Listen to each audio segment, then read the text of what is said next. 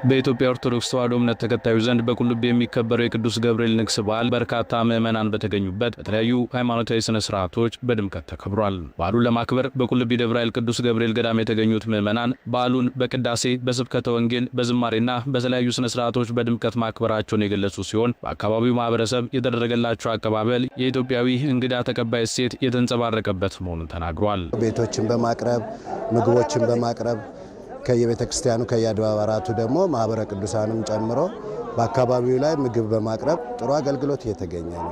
በቃ የህዝቡ ማቀባበል እኛ በቃ ቤት ሰጥተውን ነው የገባ ነው። ከትላንት ወዲያ ነው እዚህ ቁልቢ ቤት ሰጥተውን እኛ እነሱ ቤት እያደርን ነው፣ እነሱ ቃውጥተውልን ማለት ነው። ለኔ ይሄ ለየት የሚለው ነገር ነው። የህዝቡ አቀባበል ልዩ ነበር። በጣም ነው ደስ የሚለው።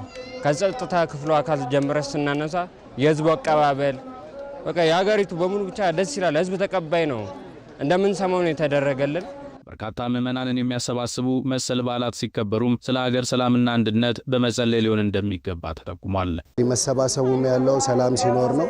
የሁሉ ክብረ በዓል የሚከበረው ሰላም በመኖሩ ነውና ለሰላም አሁንም ጠንክረን እንድንሰራ እግዚአብሔር እንዲረዳን ሁሌ ለሰላም መጸለይም ከዛ ደግሞ ለሰላም መቆምም ጥሩ ነው ብዬ አስባለሁ። ያው ጸሎት ነው፣ ቤትም ሀገር ጸሎት ነው የምናረገው።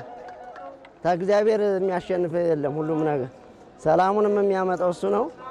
ሰላሙን ነገር ህዝቡ በአንድነት በመተባበር ያለውን ነገር ሰላሙን ማስከበር አለበት ብዬ አስባለሁ እና ይሄ ነገር ደግሞ ከሁሉም ነገር የሚያስተካክለው ፈጣሪ እስከሆነ ድረስ ሁሉም በጸሎት በየእምነቱ እንዲተጋ ፈጣሪ እንለምናለን።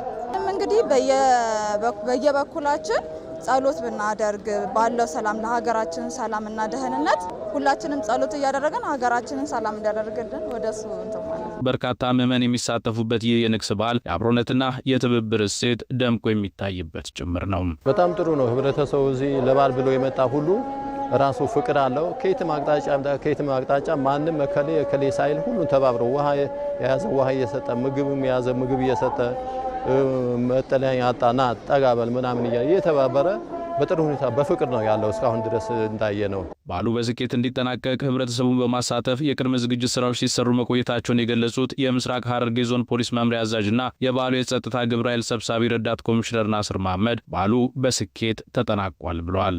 ከጸጥታ አኳያ ከማህበረሰብ አቀባበል አኳያ ስናይ በዓሉ በስኬት ነው ያለቀው። ያለምንም ችግር ነው እስካሁን የተጠናቀቀው። እንዳቀድነው ነው የተሳካው። ስለዚህ ጥሩ ነው ማለት ይቻላል። የቁልቢ ቅዱስ ገብርኤል ንግስ በዓል በየዓመቱ ታኅሳስና ሐምሌ 19 በድምቀት የሚከበር ሃይማኖታዊ በዓል ነው።